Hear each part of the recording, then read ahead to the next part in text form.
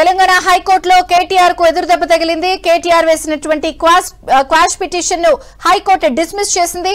High court దగ్గర మా ప్రతినిధి ప్రవీణ్ ఉన్నారు వివరాలు అందించడానికి. ప్రవీణ్, ప్రస్తుతం అయితే మాత్రం కేటీఆర్ వేసినటువంటి క్వాష్ పిటిషన్ అయితే మాత్రం డిస్మిస్ చేసింది. కొద్ది నిమిషాల క్రితమే ప్రభుత్వ వాదనలకు ఏకీభవించినటువంటి న్యాయస్థానం కేటీఆర్ వేసినటువంటి పిటిషన్ ను డిస్మిస్ చేసింది.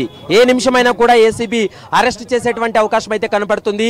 ప్రభుత్వం తరపు వాదనలు మెరిట్స్ ఉన్నాయి కాబట్టి ఆ మెరిట్స్ ఆధారంగా చేసుకుని ప్రస్తుతం అయితే తెలంగాణ హైకోర్టు కేటీఆర్ వేసినటువంటి పిటిషన్ ను డిస్మిస్ చేయడం జరిగింది. ఈ కేసులో 409 అనేటువంటి సెక్షన్ వర్తిస్తుంది అంటూ కూడా ప్రభుత్వం యొక్క వాదనలు ఏవైతే ఉన్నాయో ఆ వాదనలకు ఏకీభవించింది. కేటీఆర్ అనేటువంటి వ్యక్తి మంత్రి పదవిలో ఉన్నటువంటి సమయంలో అంటే అధికార దుష్ప్రవర్తనకు పాల్పడ్డాడు అనేటువంటి అంశాన్ని అయితే మాత్రం ప్రస్తుతం కేటీఆర్ అధికార దుష్ప్రవర్తనకు పాల్పడ్డాడు అనేటువంటి అంశాన్ని నమ్మింది.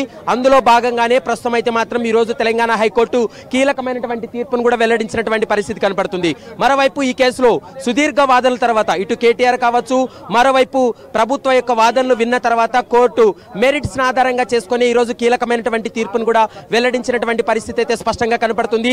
ఈ కేసులో ప్రధానంగా 55 కోట్ల రూపాయల వరకు కూడా అంటే ఆర్థిక శాఖ అనుమతి లేకుండా, క్యాబినెట్ అప్రూవల్ లేకుండా, బాడీలో చర్చించకుండానే 55 కోట్ల రూపాయలు మౌఖిక ఆదేశాలతోటి అధికారులపైన ఒత్తిడికి గురి చేసి ఈ ప్రైవేట్ కంపెనీకు FEO అనేటువంటి కంపెనీకు బదిలీ చేయడం పైన ప్రభుత్వ వాదనలు ఏకీభవించింది. ప్రభుత్వం కూడా దానిపైన పూర్తి స్థాయిలో వాదనలు వినిపించింది. ఆ ప్రభుత్వ వాదనలకు ఏకీభవించినటువంటి న్యాయస్థానం ఈ రోజు కేటీఆర్ వేసినటువంటి క్రిమినల్ పిటిషన్, క్వాష్ పిటిషన్ ను డిస్మిస్ చేసినటువంటి పరిస్థితి కూడా స్పష్టంగా కనపడుతుంది. ఈ కేసులో 13(1)(a) ఏదైతే ఉందో ఆ సెక్షన్ కూడా కేటీఆర్ కు వర్తిస్తుంది అనేది కూడా నమ్మింది.